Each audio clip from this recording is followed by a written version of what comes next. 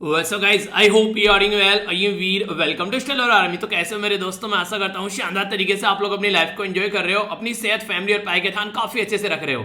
इसको कहते हैं खुशी। शानदार तरीके की खुशी आप लोग देखो यहाँ पर, जब गोल्ड जीता गया तो ये वाली खुशी देखने को मिली। ये छोटी सी एक वीडियो भी आप लोग यहाँ पर देख सकते हैं। आप लोग तभी और चीजों को अच्छे से अंडरस्टैंड कर पाएंगे जब आप लोग इस वीडियो को देखेंगे। एक मिनट प्ले करता हूँ इसको, एक सेकेंड। एक छोटा सा पार्ट है इस वीडियो का, मतलब आप लोग देखिएगा, मतलब कितना शानदार देखने को मिला। जैसे ही इनके द्वारा यहाँ पर ये शॉट लगाया गया और शॉट लगाने के बाद में जैसे ही यहाँ पर ये एक तरीके से फाइनल शॉट हुआ, तो फिर देखना यहाँ पर अभी एकदम, एक सेकंड अभी देखना, ये देखना अभी अब देखना ये वाला शॉट। यार रियलिटी में जब आप लोग कोई भी इस तरीके से परफॉर्मेंस देकर आते हैं ना, तो ये वाली शानदार खुशी देखने को मिलती है। तो इस तरीके से हमेशा अपना कॉन्फिडेंस हाई लेवल पर रखिए, तो इस तरीके से आप लोग हमेशा लाइफ में आगे बढ़ते हुए नजर आएंगे।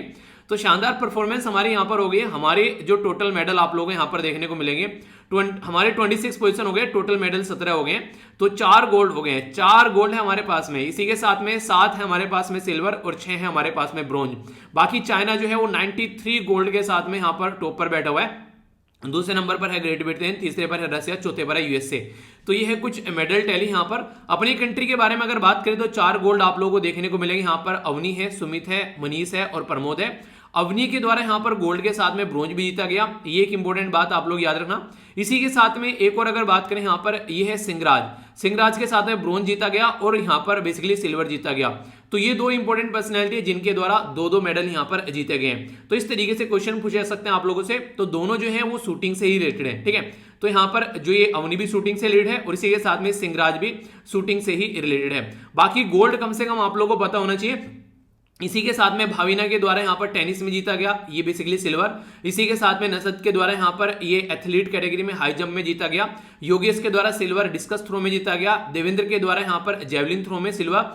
मरियप्पन के द्वारा हाई जंप में सिल्वर। परवीन के द्वारा यहाँ पर हाई जंप में सिल्वर। इसी के द्वारा ये मैंने आप लोगों को बता दिया। बाकी जो ब्रोंज है सुंदर के द्वारा जेवलिन थ्रो में। इसी के साथ में यहाँ पर जो शरद है इनके द्वारा हाई जंप जेवलिन थ्रो काफी लार्ज स्केल पर देखने को मिले। हविंदर के द्वारा यहाँ पर ये बेसिकली आर्चरी में और इसी के साथ में यहाँ पर मनोज के द्वारा बैडमिंटन में। तो ये है टोटल मिलाकर जिसके बारे में आप लोगों को आइडिया होना चाहिए। कई बार आप लोगों से यहाँ से क्वेश्चन भी बन जाते हैं, ठीक है। तो थोड़ा सा आइडियाज के बारे में आप लोग जरूर रखिएगा। तो काफी एक अप्रिशिएट करने लायक मूव आप लोग यहाँ पर बोल सकते हैं जो भी यहाँ पर देखने को मिला, ठीक है। बाकी आज है टीचर्स डे, तो सबसे पहले तो थैंक्स अ लॉट डियर। आप लोग बहुत सारे कल से क्या परसों से ही आप लोग के जो है मेल आने स्टार्ट हो गए, बहुत सारे बच्चे जो हैं मेल कर रहे हैं। तो आप भी अपना ध्यान रखिए, अच्छे से सेलिब्रेट कीजिए। और सबसे ज्यादा रेस्पेक्ट टीचर डे वाले दिन, क्या बेसिकली बोलना तो अलग बात है, टीचर डे वाले दिन हमेशा सबसे ज्यादा जो रेस्पेक्ट होनी चाहिए सोसाइटी में आप लोगों को देखना चाहिए। मतलब एक तरीके से पेरेंट्स जो होते हैं उनको सबसे ऊपर रखो हमेशा जिंदगी में, क्योंकि पेरेंट्स ही जो होते हैं वो हमारे पहले टीचर होते हैं। वही हमको चलना सिखाते हैं, वही हमको बोलना सिखाते हैं। तो इस तरीके से पेरेंट्स जो होते हैं वो सबसे पहले टीचर होते हैं, तब जाकर टीचर का नंबर आता है और उसके बाद में बोला जाता है भगवान, अल्लाह, गॉड, जो भी आप लोग बोलिए। तो इस तरीके से नॉर्मली ये क्राइटेरिया क्रिएट किया जाता है। पर चलिए आज की डेट में न्यूज़पेपर में जो मुझे अच्छी चीज देखने को मिली वो ये है कि टीचर्स को भी अप्रिशिएट किया जा रहा है। यहाँ पर न्यूज़पेपर के अंदर यहाँ पर ये दिल्ली सरकार के द्वारा अवार्ड दिया जा रहा है टीचर्स को। तो ये वाला मुझे काफी एक प्यारा लगा। यहाँ पर एक जो न्यूज थी, यहाँ पर नॉर्मली टीचर्स को इस तरीके से अप्रिशिएट किया जा रहा है आज की सोसाइटी में। तो ये काफी बड़ी बात आप लोग बोल सकते हैं। आने वाले टाइम में इससे सोसाइटी में भी काफी बड़ा इंपैक्ट पड़ता हुआ आप लोगों को यहाँ पर देखने को मिलेगा, ठीक है। तो टीचर्स डे जो है यहाँ पर ये जो सेलिब्रेट किया था, इसके बारे में अगर थोड़ा सा मैं बात करूं तो यहाँ पर हमारी कंट्री के second president doctor Sarvepalli Radhakrishnan ji की जो बर्थ एनिवर्सरी है उस पर सेलिब्रेट किया था 5 सितंबर को। इंपॉर्टेंट बात यहाँ पर ये इनसे पूछा गया आप अपने आप को क्या कहलवाना पसंद करेंगे, तो बीइंग ए प्रेसिडेंट भी इन्होंने बोला मुझे एक टीचर कहलवाना ज्यादा अच्छा लगेगा। तो देखिए टीचर की यार एक तरीके से सोसाइटी में अगर आप लोग देखिए किसी भी पहलू में अगर आप लोग जाएंगे, चाहे कोई आज की डेट में प्राइम मिनिस्टर है, प्रेसिडेंट है, चाहे कोई आज की डेट में पायलट है, चाहे वकील है, चाहे आज की डेट में कोई डॉक्टर है, साइंटिस्ट है, हर एक लेवल पर टीचर होगा जो कि अपना रोल प्ले कर रहा होगा उस पर्टिकुलर इंसान को बनाने में। तो सबसे पहले हमारी कंट्री में जो सेलिब्रेट किया गया फर्स्ट टीचर डे वो था 1962 में, ये इंपॉर्टेंट है। इसी के साथ में जो प्रेसिडेंट रहे यहाँ पर हमारी कंट्री में डॉक्टर एस राधाकृष्णन, तो ये थे यहाँ पर 1962 से लेके 1967 यानी कि 1967 तक रहे, 1962 तक का। तो ये एक इंपॉर्टेंट पॉइंट आप लोग यहाँ पर बोल सकते हैं। बाकी तो सारी चीजें आप लोगों को पता ही है। टीचर्स को अप्रिशिएट करने के लिए ये डे यहाँ पर सेलिब्रेट किया जाता है, क्योंकि सोसाइटी में जो उनका कॉन्ट्रीब्यूशन होता है उसको बेसिकली आइडेंटिफाई करने की कोशिश यहाँ पर की जाती है, ठीक है। तो ये है बेसिक इन्फॉर्मेशन। आइए आगे बढ़ते हैं, कुछ इंपॉर्टेंट न्यूज यहां पर जानेंगे, पर कुछ क्वेश्चन है आप लोगों के सामने जो आप लोगों को अटेम्प्ट करने इनके आंसर दीजिए। पहला क्वेश्चन है आप लोगों के सामने, यहां पर बात की जा रही है कृषि उड़ान योजना के बारे में। तो कृषि उड़ान योजना के बारे में कौन सी स्टेटमेंट यहां पर करेक्ट है बताना है। बोला जा रहा है कि इंप्लीमेंट की जा रही है ministry of agriculture and farmer welfare के द्वारा। तो देखिए अगर डायरेक्ट इस तरीके कोई स्टेटमेंट दे दी ना, कोई ऐसी स्कीम आ गई और वहां पर मिनिस्ट्री का नाम दे दिया, तो मुझे लगता है कि 90% से ज्यादा परसेंट टाइम आप लोग देखोगे वो गलत ही देखने को मिलेगा, ठीक है, ऐसे स्टेटमेंट में। तो ये आप लोग याद रखना। दूसरा यहां पर बोला गया कि ऑपरेशनल की जाती है बोथ इंटरनेशनल और नेशनल रूट पर। तो कौन सी स्टेटमेंट करेक्ट है? ए में बोला गया 1, बी में बोला गया 2, सी में बोला गया बोथ, डी में बोला गया नन ऑफ द अबव। सही आंसर बताइए। बाकी एक और क्वेश्चन आप लोगों के लिए मैप बेस्ड क्वेश्चन है। यहाँ पर ये बात की जा रही है यहाँ पर हुडसन बे के बारे में। तो ये कहां पर लोकेटेड है? मैक्सिको, यूएसए, ब्राजील या फिर कनाडा? तो दोनों क्वेश्चन के आंसर दीजिए। वीडियो के एंड में इनके आंसर मैं आप लोगों को बताऊंगा। आइए अब आगे बढ़ते हैं। सबसे पहले जो फ्रंट पेज पर यहाँ पर ये न्यूज है, ये है बेसिकली बंगाल के बारे में। बंगाल के अंदर आप लोगों को पता है इलेक्शन हुए, तो बंगाल के बाद में इलेक्शन होने के बाद में बेसिकली तृणमूल जो है वो 213 सीट जीत कर आई 292 से, यानी कि हाई मेजोरिटी थी, काफी शानदार तरीके की। तो इसके चलते भारतीय जनता पार्टी ने 77, इंडिपेंडेंट यहाँ पर और इसी के साथ में राष्ट्रीय सेक्युलर वाले ये यहाँ पर एक एक सीट जीत कर आए। पर लेकिन दिक्कत क्या होगी यहाँ पर तृणमूल कांग्रेस के साथ में? तृणमूल कांग्रेस तो जीत गई पर ममता बनर्जी हार गई। तो ममता बनर्जी हार गई तो अभी ये आशंका लगाई जा रही थी कि यहाँ पर बाईपोल होंगे। बाईपोल क्या होता है? जब 6 महीने से पहले अगर 6 महीने नहीं, मतलब अगर पूरा टाइम पीरियड होने से पहले अगर कोई बेसिकली कहीं भी किसी एरिया में इस तरीके से जो लीडर हैं, अगर वहां पर मान लीजिए एक तरीके से नहीं, कहीं पर सीट खाली हो गई है किसी पर्टिकुलर पर्सन के हारने से, किसी की डेथ हो गई है, किसी ने रेजिग्नेशन दे दिया है, तो फिर वहां पर बाईपोल कंडक्ट कराए जाते हैं पूरे 5 साल पूरे होने से पहले, ठीक है। तो यहाँ पर बेसिकली ये रहता है कि 6 महीने के अंदर अगर इनको कंडक्ट करा दिया जाए तो ज्यादा बेटर है, बेसिकली अगर सीट खाली ना पड़ी रहे ज्यादा लंबे सेशन के लिए। तो बोला यह जा रहा था कि अभी रिसेंटली यहाँ पर कि इलेक्शन कंडक्ट नहीं कराए जाएंगे, पर लेकिन इलेक्शन कमीशन ऑफ इंडिया के द्वारा यहाँ पर डिक्लेयर कर दिए गए इलेक्शन। तो ममता बनर्जी जी का जो रास्ता है वो साफ हो गया है, वो वहां पर एक तरीके से अपनी जो सीट है उस पर एक तरीके से इलेक्शन लड़ेंगे, अब यहां पर तो बनी रह सकती हैं आगे अगर बात करें तो, ठीक है। तो इसके बारे में सबसे इंपॉर्टेंट जो मुद्दा है आप लोग याद रखिएगा, हमारी कंट्री में अगर इसके बारे में कोई क्वेश्चन आप लोगों से पूछे, ठीक है, तो सबसे इंपॉर्टेंट आर्टिकल है आर्टिकल 164। तो आर्टिकल 164 यहां पर बेसिकली इस तरीके से डील करता है अपॉइंटमेंट के बारे में। अगर यहां पर आर्टिकल 164 के बारे में आप लोगों से बात करूं तो आर्टिकल 164 यहां पर पावर देता है कि किसी भी पर्टिकुलर मेंबर को आप लोग बिना कहीं से भी चुने हुए, यानी कि एक तरीके से अगर वो कहीं से भी चुनकर नहीं आए, ना तो राज्यसभा से चुनकर आए ना ही लोकसभा से चुनकर आए, इसी तरीके से स्टेट में भी 2 पोर्शन होते हैं, एक तो बोलते हैं लेजिस्लेटिव असेंबली और दूसरे को बोलते हैं लेजिस्लेटिव काउंसिल। अगर वो कहीं से भी जीत कर नहीं आए फिर भी 6 महीने के लिए वो पर्टिकुलर इंसान जो है वो मिनिस्टर बन सकता है, यानी कि 6 महीने के लिए वो वहां पर मिनिस्टर की पोस्ट पर जा सकता है। तो फिर यहां पर कोर्ट में केस पहुंचा था कि जब यहां पर मिनिस्टर बन सकता है तो फिर वो चीफ मिनिस्टर भी बन सकता है, तो 6 महीने के लिए चीफ मिनिस्टर भी वो बन सकता है। तो ऐसा पहले भी कई बार यहां पर यूज किया गया ये प्रोविजन, तो अभी ममता बनर्जी जी के द्वारा ये सेम प्रोविजन यहां पर यूज किया गया। तो आर्टिकल 164 के तहत आप लोगों को यहां पर देखने को मिलेगा, जिसके तहत यहां पर 6 महीने के लिए यहां पर ये एक तरीके से पावर में आई। पहली बार 2011 में जब लोकसभा से इनको यहां पर बेसिकली चीफ मिनिस्टर बनाया गया था, उस टाइम पर भी कुछ ऐसा ही देखने को मिला था। तो स्टार्टिंग में फिर आगे फ्री इलेक्शन होते हैं तो जीत कर आ जाते हैं। तो ये इंपॉर्टेंट मुद्दा है यहां पर जिसके बारे में याद रखिएगा। पर लेकिन इंपॉर्टेंट अगर और बात करें यहां पर, ये है बेसिकली हरशरण वर्मा वर्सेस ये त्रिभुवन नारायण का केस था 1971 में। उस टाइम पर कुछ बातें बोली थी सुप्रीम कोर्ट में, जब केस पहुंचा तो तब वहां पर बातें बोली गई थी कि आर्टिकल 164 जो है वो पर्टिकुलर इंसान को जब यहां पर मेंबर ऑफ पार्लियामेंट को या फिर मेंबर ऑफ, जैसे यहां पर तो बात की जा रही है मेंबर ऑफ लेजिस्लेटिव असेंबली को, तो जब उसको हम लोग मिनिस्टर बना सकते हैं तो उसको चीफ मिनिस्टर बना सकते हैं। तो इलाहाबाद हाईकोर्ट के द्वारा भी यहां पर कुछ ऐसा ही डिसीजन दिया गया था, ठीक है। तो अभी यहां पर वेस्ट बंगाल में क्या हुआ, यहां पर लेजिस्लेटिव असेंबली तो है, लेजिस्लेटिव काउंसिल नहीं है, तो ये लगा कैसे काम चलेगा। तो उसी के चलते यहां पर चीजें देखने को मिली कि इलेक्शन कराने जरूरी है, अगर इलेक्शन नहीं हुए तो ममता बनर्जी की जो है पोस्ट है इनके हाथ से जाती रहेगी। तो उसी के बारे में जब यहां पर बातें की गई तो यहां पर कोविड-19 के चलते इलेक्शन को कंडक्ट कराने से मना किया गया था, तो इसके चलते लग रहा था कि इलेक्शन यहां भी कंडक्ट नहीं कराए जाएंगे, ठीक है। एक और इंपॉर्टेंट मुद्दा याद रखिएगा, हमारी कंट्री में प्रेजेंट टाइम पर 6 राज्य ऐसे हैं जहां पर लेजिस्लेटिव असेंबली और लेजिस्लेटिव काउंसिल दोनों देखने को मिलेगी। आंध्र प्रदेश है तो आंध्र प्रदेश है तो तेलंगाना तो हो गई होगा, क्योंकि 2014 में आंध्र प्रदेश से तेलंगाना अलग किया गया, ठीक है। बिहार है, कर्नाटक है, मध्य प्रदेश महाराष्ट्र है और उत्तर प्रदेश है। तो यहां पर आप लोगों को देखने को मिलेंगे आज के में 6 राज्य ओनली ऐसे हैं हमारी कंट्री में जहां पर आप लोगों को लेजिस्लेटिव असेंबली और लेजिस्लेटिव काउंसिल दोनों देखने को मिलेगी, ठीक है। तो ये एक इंपॉर्टेंट मुद्दा हो गया। बाकी जब हम लोग बात करें इलेक्शन के बारे में तो आप लोगों को पता होना चाहिए इलेक्शन कमीशन ऑफ इंडिया जो है वो एक संवैधानिक बॉडी है जो यहां पर इलेक्शन कंडक्ट कराती है। तो जीएस पेपर सेकंड में आप लोग इसको यहां पर काउंट कर सकते हैं। अगर इसके बारे में बात की जाए तो यहां पर किस किस का इलेक्शन कंडक्ट कराती है इलेक्शन कमीशन ऑफ इंडिया, तो याद रखना election commission of India Lok Sabha हो गया, राज्यसभा हो गया, इनके पार्लियामेंट बोल सकते हैं आप लोग, ठीक है। इसी के साथ में स्टेट लेजिस्लेचर हो गए, यानी कि जो यहां पर स्टेट के अंदर जो इलेक्शन कंडक्ट कराए जाते हैं। प्रेसिडेंट हो गए और वाइस प्रेसिडेंट हो गए। ये क्वेश्चन कई बार पूछ लिया जाता है, आप लोग याद रखिएगा। पंचायत और जो म्युनिसिपैलिटी वाले इलेक्शन है वो election commission of India conduct नहीं कराते हैं, वो इलेक्शन कंडक्ट कराए जाते हैं बेसिकली किसके द्वारा, स्टेट के इलेक्शन कमीशन के द्वारा। हमारे संविधान के अंदर जाएंगे तो आप लोग पार्ट 15 में इसके बारे में आप लोगों को जानने को मिलेगा, जहां पर ये सारी चीजें मेंशन की गई हैं। 25 जनवरी 1950 में हमारी कंट्री में जो इलेक्शन कमीशन ऑफ इंडिया की जो पोस्ट है वो बेसिकली देखने को मिली, इसलिए 25 जनवरी को आप लोग क्या करते हैं, हमारी कंट्री में एक डे सेलिब्रेट करते हैं। चलिए आप लोग बताइए कौन सा डे सेलिब्रेट किया जाता है, ये आप लोगों को बताना है। आर्टिकल 324 से जब आप लोग स्टार्ट करेंगे तो आर्टिकल 329 के करीब आप लोग यहां पर इलेक्शन कमीशन ऑफ इंडिया के बारे में मेंशन है। इसमें ओरिजिनली 1 इलेक्शन कमीशन हुआ करते थे, पर लेकिन आगे चलकर 1989 में, याद रखना ये इंपॉर्टेंट पॉइंट है, 1989 में चलकर यहां पर क्या हुआ, आगे चलकर मल्टी मेंबर बॉडी यहां पर बना दी गई है। ठीक है, रीजन क्या हुआ, रीजन आप लोगों को पता है। यहां पर देखिए हमारी कंट्री में क्या किया गया था उस टाइम पर, जो वोटिंग राइट था बेसिकली वो 21 साल तक के लोगों के लिए था, पर लेकिन फिर इसको 18 कर दिया गया, तो ज्यादा जनता यहां पर इसमें आ गई, तो इसलिए उनको टैकल करने के लिए हम लोगों ने इलेक्शन कमीशन ऑफ इंडिया का भी एरिया बढ़ा दिया। ठीक है, यानी कि उसको भी मल्टी मेंबर बॉडी बना दिया। एक तो हो गए चीफ इलेक्शन कमीशन और दो हो गए यहां पर इलेक्शन कमीशन, तो टोटल मिलाकर 3 मेंबर बॉडी बना दी, और न्यू दिल्ली में इनका सेक्रेटरिएट आप लोगों को यहां पर देखने को मिलेगा। ठीक है, अगर बात करें यहां पर आप लोगों ने कई बार सुना होगा जैसे कि चीफ इलेक्टोरल ऑफिसर के बारे में, तो वो एक आईएएस रैंक का जो अधिकारी होता है, जो यहां पर इलेक्टोरल जो नॉर्मली आप लोगों ने देखा तैयार किया जाता है, प्रेसिडेंट ऑफ इंडिया के द्वारा अपॉइंटमेंट किया जाता है। एक और इंपॉर्टेंट पॉइंट जो पूछ लिया जाता है, 6 साल, ये तो आप लोग याद रखिएगा 6 साल के लिए काम करता है या फिर 65। ठीक है, तो जो इनका टेन्योर होता है 6 या फिर 65, यहां पर इनका टेन्योर आप लोगों को देखने को मिलेगा।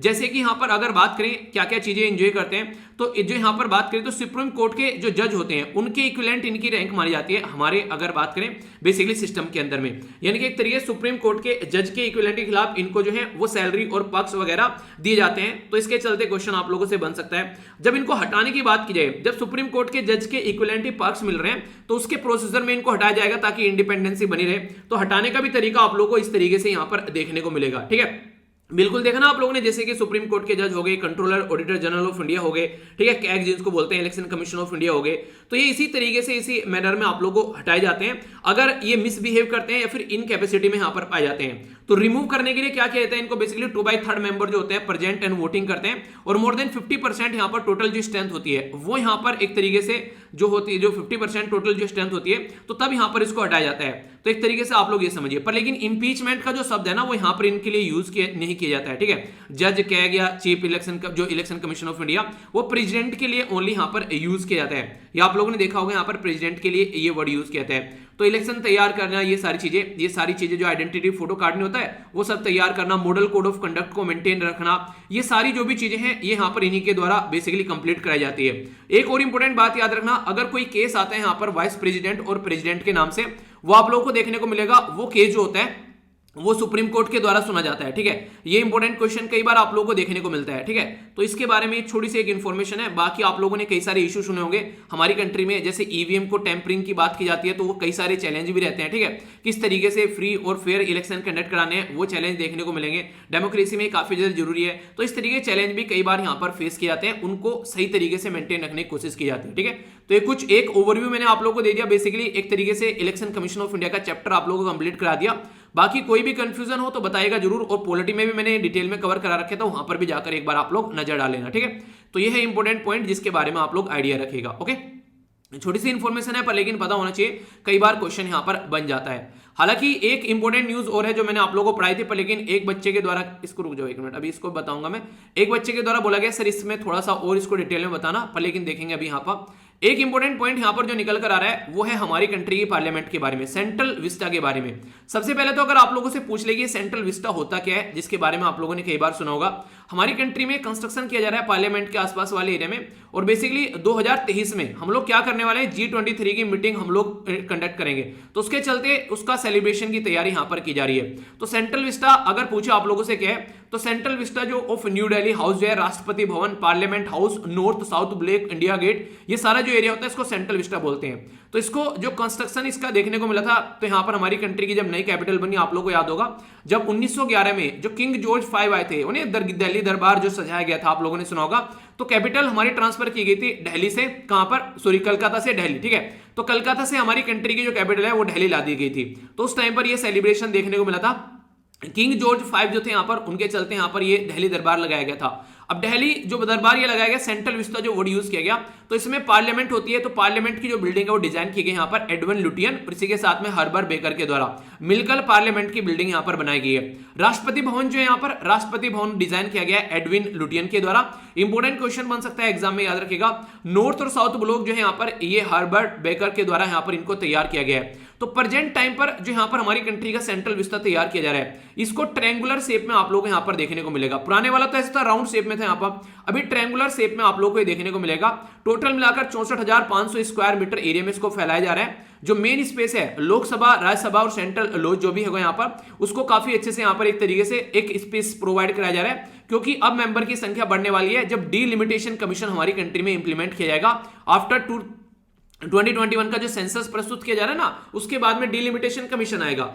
थीम जो रखी गई यहाँ पर पिकॉक बेसिकली देखने को मिलेगा लोकसभा में, जो कि नेशनल बर्ड है। इसी के साथ में राज्यसभा के अंदर लोटस जो कि नेशनल फ्लोर है, एक तरीके से ये बीजेपी का सिंबल भी है, तो इसके ऊपर क्रिटिसिज्म भी किया गया था काफी ज्यादा, ठीक है। सेंट्रल लॉज के अंदर आप लोगों को बरगद का पेड़ का जो सिंबल रहेगा यहाँ पर बनियान ट्री, ठीक है। तो ये क्वेश्चन भी आप लोगों से कई बार पूछे जा सकते हैं। इसी के साथ में जो नेशनल एम्बलम विद क्राउन ये आप लोगों को देखने को मिलेगा न्यू पार्लियामेंट बिल्डिंग में।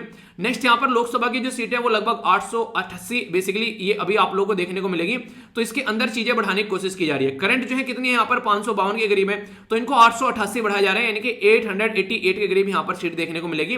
राज्यसभा के अंदर 384 जो सीट है यहाँ पर आप लोगों को बढ़ती नजर आएंगी, ठीक है। तो इसमें भी काफी ज्यादा इंप्रूवमेंट किया गया और यहाँ पर भी टोटल जो बोला जा रहा है यहाँ पर ये माना जा रहा है कि हाल जो हॉल रहेगा पूरा उसके अंदर, तो अगर ज्वाइंट सेशन होता है तो यहाँ पर 1272 के करीब जो सीट की अरेंजमेंट यहाँ पर देखने को मिलेगी। ज्वाइंट सेशन याद है आप लोग किस आर्टिकल के तहत किया जाता है? आर्टिकल पता होना चाहिए आप लोगों को, 108 के तहत ज्वाइंट सेशन यहाँ पर बेसिकली देखने को मिलता है संविधान के अंदर। अच्छा, जो बिल है हमारी कंट्री में मनी बिल प्रस्तुत किया जाता है वो किस आर्टिकल के तहत प्रस्तुत किया जाता है? एक तो ये क्वेश्चन। दूसरा आप लोगों को ये बताना है जो बजट है हमारे संविधान में, बजट को एनुअल फाइनेंशियल स्टेटमेंट बोला जाता है, बजट नहीं बोला जाता है, वो किस आर्टिकल में मेंशन है, कौन से अनुच्छेद में, ये आप लोगों को बताना है। तो दो क्वेश्चन इनके बारे में आप लोग बताइए। तो कंस्ट्रक्शन का काम काफी लार्ज स्केल पर यहाँ पर चल रहा है और बोला जा रहा है जल्दी इसको फिनिश कर लिया जाएगा।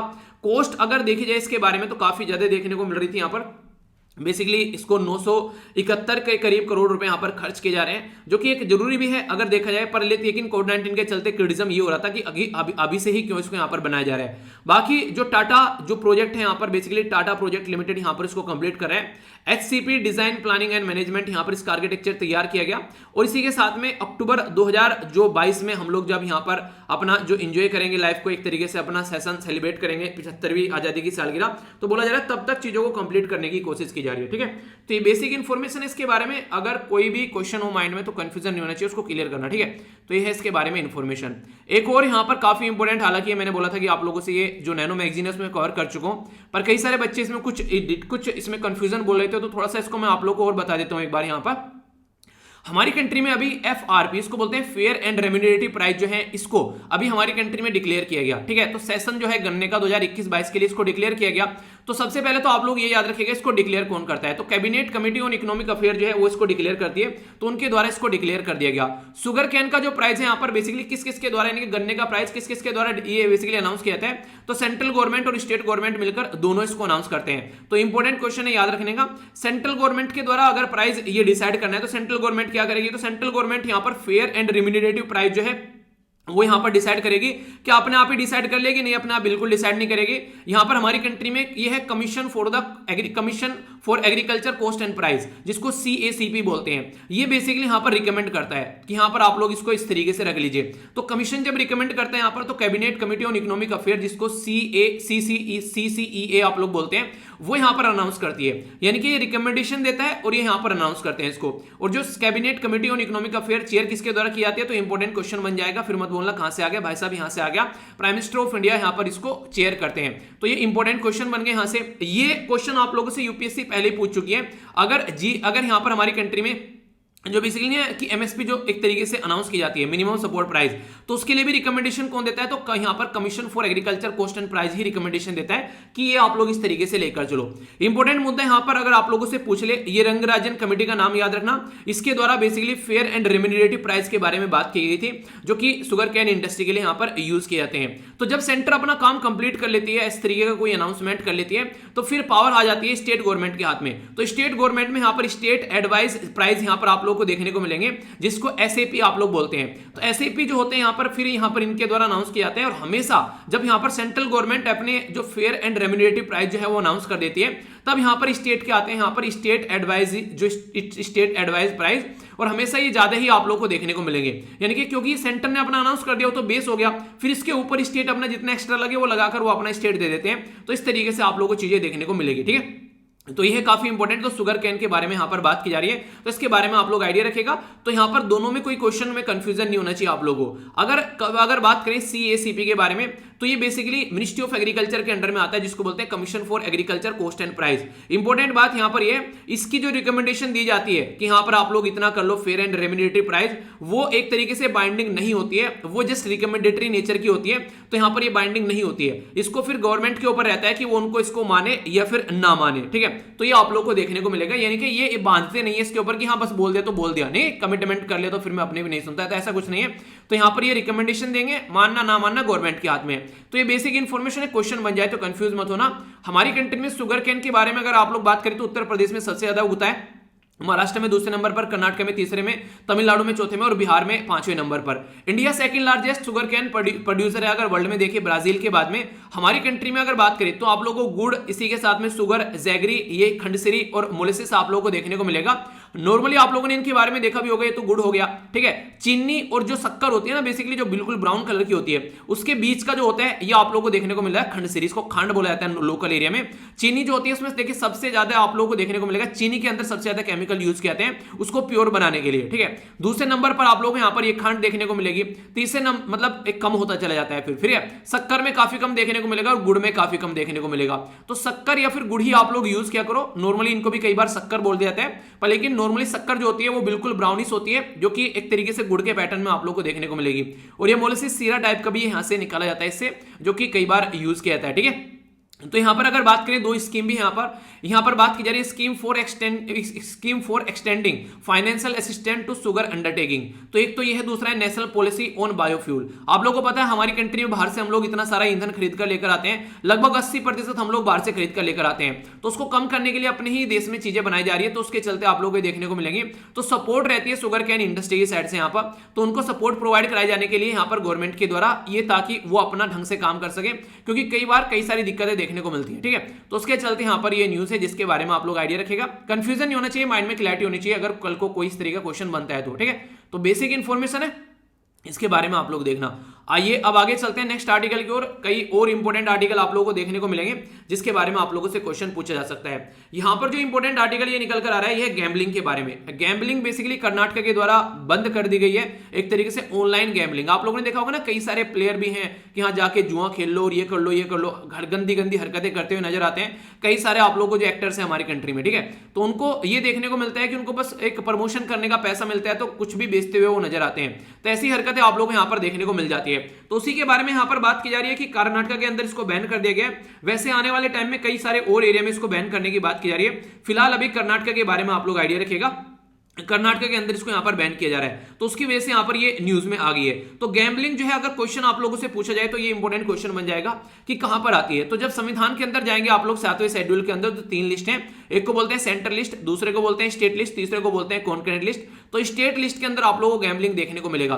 तो 7वें शेड्यूल में जो सेकंड लिस्ट है वो स्टेट लिस्ट है, वहां पर आप लोगों को एंट्री 34 ये बैटिंग और गैम्बलिंग के बारे में बात करती है। तो इंपॉर्टेंट क्वेश्चन बन जाएगा आप लोगों के लिए। हमारी कंट्री में ब्रिटिश टाइम पर एक लॉ था जिसको बोलते हैं द पब्लिक गैम्बलिंग एक्ट 1867। ठीक है, तो ये यहां पर बेसिकली था जो गैम्बलिंग को रोकने का काम करता था। हमारे देश में गैम्बलिंग जो है only Goa, Daman and Diu और सिक्किम के अंदर नॉर्मली बेसिकली आप लोगों को देखने को मिलेगा, अलाउ की जाती है। बाकी सब जगह यहां पर ये प्रोहिबिट है। अभी हमारी कंट्री में इसके ऊपर बात भी की जा रही थी कि यार गैम्बलिंग वगैरह को अलाउ कर देना चाहिए नहीं, क्योंकि जब आप लोगों को देखने को मिला, आप लोगों को याद होगा हमारी कंट्री में एक पर्टिकुलर जब आईपीएल का केस निकल कर आया था। ठीक है, तो उस टाइम पर जो आईपीएल और बीसीसीआई के जो वहां पर कंडीशन देखने को मिली थी 2016 में, तो सुप्रीम कोर्ट के द्वारा पूछा गया कि गैम्बलिंग को कैसे लेकर चलना है। तो उस टाइम पर बोला गया था गैम्बलिंग को अलाउ कर देना चाहिए, क्योंकि उस टाइम पर उसको बोला गया था कि एक प्रॉपर रेगुलेट के थ्रू उसको अलाउ करना चाहिए। अगर यहां पर कई सारे देखिए, अब तो ये स्टेट सब्जेक्ट हो गया, पर लेकिन अगर इसके अंदर लॉ बनाना है तो आप लोग को देखने को मिलेगा संविधान में पावर है। अगर पार्लियामेंट एक लॉ बनाएगी तो आर्टिकल 49 और यहां पर आर्टिकल 252। ठीक है, अगर कई सारे राज्य जो है अगर स्टेट लिस्ट के ऊपर काम करना है तो कई सारे राज्य आगे निकल कर आएंगे, तो यहां पर तब जाकर लॉ बनाया जाएगा। तो पार्लियामेंट के हाथ में भी पावर होती है। ठीक है, कमीशन जब यहां पर आया था उसने यहां पर बोला था कि गैम्बलिंग अनलॉफुल है, तो बीएस चौहान की अध्यक्षता में ये कमीशन यहां पर लाया गया था। तो कई बार इसके बारे में बात की जाती है कि कैसे इसको लेकर चलना है। कई सारे बोलते हैं गैम्बलिंग को अलाउ कर दो, इसके ऊपर टैक्स लगा देते हैं, फिर जो वहां से पैसा आएगा उसको ढंग से यूटिलाइज कर लेंगे, क्योंकि रोक तो इसको पाओगे नहीं, ये हमेशा चलती रहेगी, अंडर द टेबल काम चलता रहेगा। तो कर्नाटक ने तो अभी यहां पर कर्नाटका पुलिस एक्ट 1963 के तहत इसको अभी यहां पर बंद कर दिया गया, जिसके तहत यहां पर ये अभी देखने को मिल रही है। तो बेसिक इंफॉर्मेशन है, इसके बारे में आप लोग मोटा मोटा आइडिया रख सकते हैं। नेक्स्ट हमारी कंट्री में स्टेबल बर्निंग यानी कि जो भी घास फूस जलाया जाता है किसानों के द्वारा, काफी बड़ी प्रॉब्लम है। और जैसे जैसे सर्दी आती है सबके कान खड़े होने स्टार्ट हो जाते हैं कि यार फिर से स्टेबल बर्निंग जो है वो स्टार्ट होगी। तो उसी के चलते यहाँ पर याद रखिएगा, यहाँ पर एयर पोल्यूशन जो एयर जो basically prevention and the control जो यहाँ पर पोल्यूशन एक्ट है, यह है 1981 का, जिसके तहत यहाँ पर चीजों को कंट्रोल करने की कोशिश की जाती है।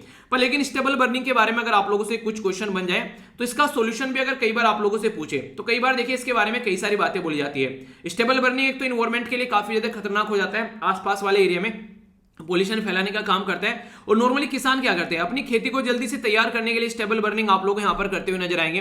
तो उसी के चलते अभी यहां पर आप लोगों को मैंने पढ़ाया भी था, बेसिकली रिवीजन वाली वीडियो में मैंने बताया था पूसा डिकम्पोजर के बारे में। याद आ रहा है आप लोगों को पूसा डिकम्पोजर?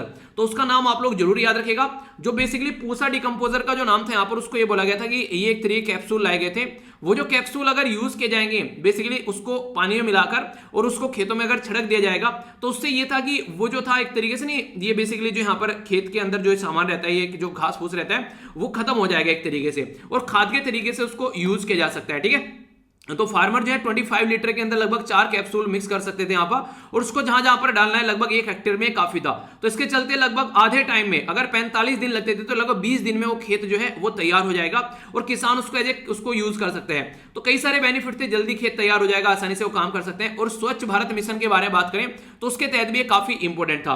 अगर यहां पर स्टेबल बर्निंग होती है तो आप लोगों को पता है कई सारी चीजें देखने को मिलती हैं। कैपिटल वाले आसपास वाले रीजन में भी दिक्कत निकल कर आएगी, कई सारी गैस निकल कर आती है। जैसे CH4 के बारे में आप लोग बात करिए, मेथेन जिसको बोलते हैं, कार्बन मोनोऑक्साइड आप लोगों को देखने को मिलेगी। ठीक है, इसी के साथ में कई सारे और भी ऑर्गेनिक कंपाउंड आप लोगों को निकल कर आएंगे, जिसके चलते काफी ज्यादा नुकसान पहुंचाते हैं, खासकर हेल्थ के बारे में अगर बात करते हैं तो। ठीक है, तो यहां पर सोइल की फर्टिलिटी भी बनेगी उससे और काम भी हो जाएगा। तो इस तरीके की चीजें यहां पर यूज की जा सकती हैं। तो ये बेसिक चीजें जिनके बारे में आप लोग आइडिया रख सकते हैं। बाकी अफगानिस्तान के अंदर आप लोगों को पता ही है, अफगानिस्तान और तालिबान और जो है बेसिकली लोकल एरिया के जो यहाँ पर अपोजिशन वाले लीडर हैं, उनके साथ में यहाँ पर इनकी झड़प चल रही है। ये झड़प जो चल रही है यहाँ पर, ये चल रही है यहाँ पर पिंसिर ये वैली है यहाँ पर, ये काफी इंपॉर्टेंट, तो आप लोगों से मैप बेस्ड क्वेश्चन बन सकता है, इसके बारे में आप लोग याद रखिएगा। एग्जैक्ट लोकेशन, ये तो अपनी प्यारी कंट्री होगी, यहाँ पर हमारी कंट्री के साथ में टच करता, तो यहाँ पर आप लोगों को देखने को मिलेगा अफगानिस्तान के अंदर ये पिंसिर वैली। ठीक है, तो नॉर्थ में देखने को मिलेगा, काबुल के भी नॉर्थ में जब आप लोग जाएंगे तो इंपॉर्टेंट लोकेशन बन सकती है। तो अफगानिस्तान के आसपास वाले रीजन में खासकर जो भी एरिया न्यूज में है, तो उसके बारे में अगर क्वेश्चन आप लोगों से पूछ लिया जाए तो आप लोग कंफ्यूज नहीं होना है। ठीक है, तो इसके बारे में याद रखिएगा, क्वेश्चन बन सकता है कि एग्जैक्ट लोकेशन कहां पर है, तो लोकेशन बेस्ड कई बार आप लोगों से क्वेश्चन बन जाते हैं। तो इस तरीके से आप लोग इसके बारे में आइडिया जरूर रखिएगा, क्योंकि अगर क्वेश्चन कंफ्यूजन में रहेगा तो फिर आप लोग देखिए फिर डाउट देखने को मिलने लगता है। तो डाउट नहीं होना चाहिए, उसके बारे में माइंड में क्लैरिटी होनी चाहिए। ठीक है, तो ये इसके बारे में बेसिक इंफॉर्मेशन। आगे चलते हैं, यहाँ पर एक और इंपॉर्टेंट जो न्यूज यहाँ पर निकल कर आ रही है, ये बेसिकली अभी बात की जा रही है 28% के करीब जो यहाँ पर स्पीसीज हैं वो आज के डेट में एक्सटेंशन, ये बेसिकली उन्हें एक्सटेंड हो रही है, धरती पे से मिट रही है। रीजन क्या बताया गया? रीजन तो देखिए यार कई सारे आप लोगों को देखने को मिलेंगे। सबसे बड़ा तो ये हैबिटाट लॉस के बारे में आप लोग बात करो। ठीक है, तो हैबिटाट लॉस के बारे में बात करो तो ये दिक्कत आप लोगों को देखने को मिलेगी। यहाँ पर बेसिकली एक पर्टिकुलर इंपॉर्टेंट स्पीसीज के बारे में यहाँ पर बात की गई है, जो आप लोगों को देखने को मिलेगा, इंडोनेशिया में पाया जाता है। इसको बोलते हैं यहाँ पर कोमोडो ड्रैगन का नाम इसको बेसिकली दिया गया है। कोमोडो ड्रैगन जो है बेसिकली अगर बात करें इसका साइंटिफिक नेम अगर आप लोगों से कोई पूछे, इसको बोलते हैं वेरेनस कोमोडेनिस। ठीक है, तो ये इसका नाम बेसिकली यहाँ पर बोला जाता है। और यहाँ पर ये इसके बारे में अगर बात करें, इसके नाम पर कोमोडो नेशनल पार्क भी आप लोगों को देखने को मिलेगा, जो कि यूनेस्को वर्ल्ड हेरिटेज साइट भी है यहाँ पर इंडोनेशिया के अंदर। ठीक है, तो ये भी आप लोग यहाँ पर देखते हैं। ये बात करें तो ये ओनली एक काफी एक बड़ी देख सकते हैं आप लोग यहाँ पर, लार्जेस्ट और हैवीएस्ट ये लिजार्ड यानी कि पृथ्वी पर पाए जाने वाला ये सबसे बड़ी छिपकी और छिपकली की कैटेगरी में आप लोग यहां पर इसको बोल सकते हैं। मैं आप लोगों को एक बार दिखाता हूं, रुकिए एक मिनट। रियलिटी में अगर आप लोग देखना चाहेंगे कुछ ऐसा आप लोगों को यहां पर ही देखने को मिलेगा, तो काफी एक बड़ी एक मात्रा में इसका साइज आप लोग यहां पर देख पाते हैं। यहां पर ये देखिए, ठीक है, तो कुछ ऐसा यहां पर आप लोगों को देखने को मिलेगा। नॉर्मली यहां पर अगर देख पा रहे हैं आप लोग तो इस तरीके थोड़ा समझ सकते हैं, तो काफी बड़ा ये लिजार्ड है। तो यहाँ पर इसकी भी कंडीशन जो खराब कर दी है इंसानों ने, तो इंसान किसी को नहीं छोड़ता है आज के डेट में, तो ये कंडीशन आप लोग समझ सकते हैं। ठीक है, तो इस तरीके की कंडीशन है इसके, तो इसके बारे में आप लोग हल्का सा आइडिया रख सकते हैं, कई बार आप लोगों से क्वेश्चन बन जाते हैं। ठीक है, तो इसके बारे में रखिएगा हल्का सा आइडिया।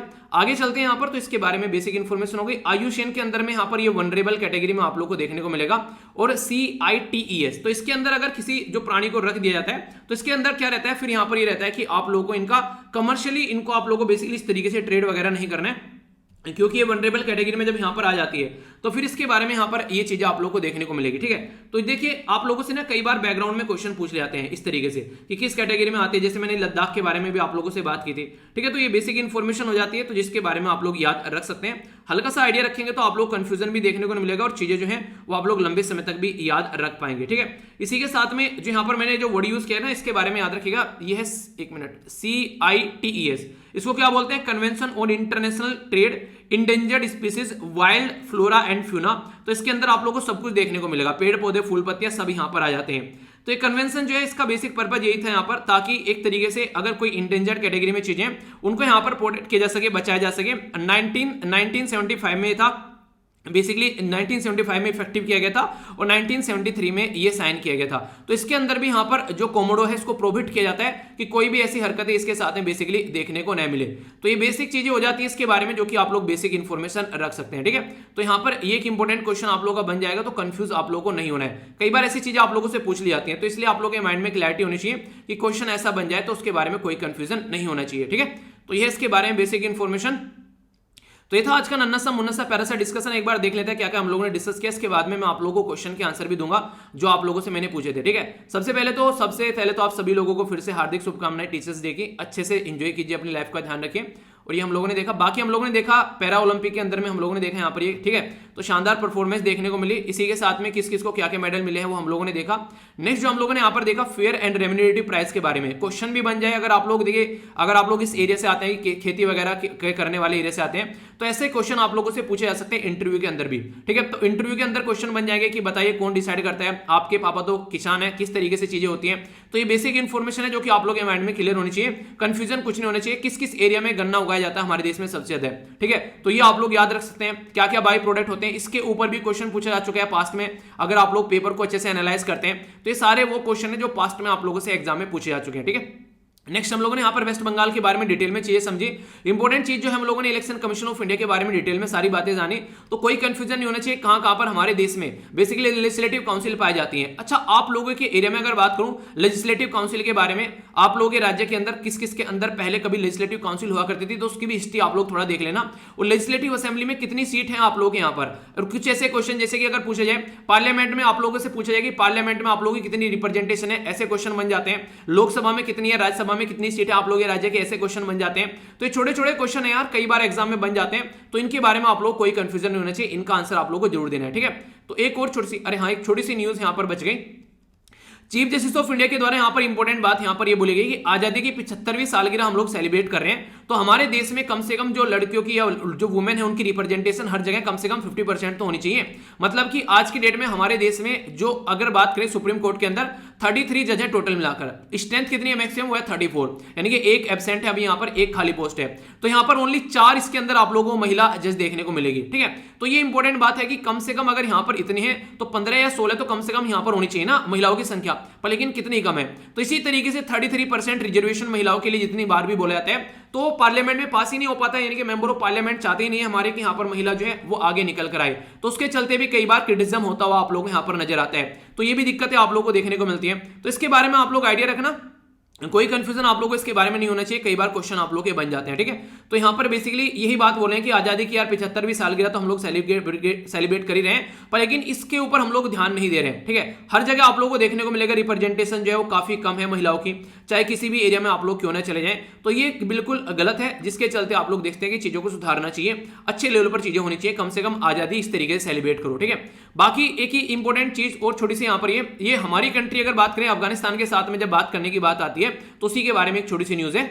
हमारी कंट्री में बेसिकली अभी यहां पर क्या चल रहा है, 4 डेज आफ्टर जो अनाउंस किया गया कि इंडियन गवर्नमेंट जो है वो अभी टॉक करेगी तालिबान के साथ में, तो अभी यहां पर बोला गया है हमारी कंट्री के जो सेक्रेटरी हैं जिनका नाम है हर्षवर्धन श्रृंगला। ठीक है, तो ये बेसिकली बोल रहे हैं कि अभी यहां पर आगे आने वाले टाइम में तालिबान के साथ में भी बात करेंगे, तो देखते हैं कैसे चीजों को लेकर चलना है। तो हमारी कंट्री कोशिश कर रही है कि अफगानिस्तान के साथ में जो भी हमारे प्रोजेक्ट चल रहे हैं या फिर जो भी हमारे जो लोग वहां पर रहते हैं, जो भी चीजें हैं, उन सबको बेसिकली वहां पर एक सही चीजें एक तरीके से प्रोवाइड कराई जा सके। तो उसके चलते यहाँ पर ये चीजें आप लोग लोगों को देखने को मिल रही है। तो शांति कैसे हो पाती है, तो देखिए अभी लंबा एक प्रोसीजर है, कैसे शांति हो पाएगी तो आने वाले टाइम में देखने को मिलेगा, ठीक है। बाकी अगर आप लोग आसाम से निकल कर आते हैं तो आसाम का ये एक एडवर्टीजमेंट है, यहाँ पर आसाम में इथेनॉल के ऊपर फोकस करने की कोशिश की जा रही है, एथेनॉल ब्लेंडिंग की बात की जा रही है। लार्जेस्ट प्रोडक्शन बेम्बो है कंट्री के अंदर में।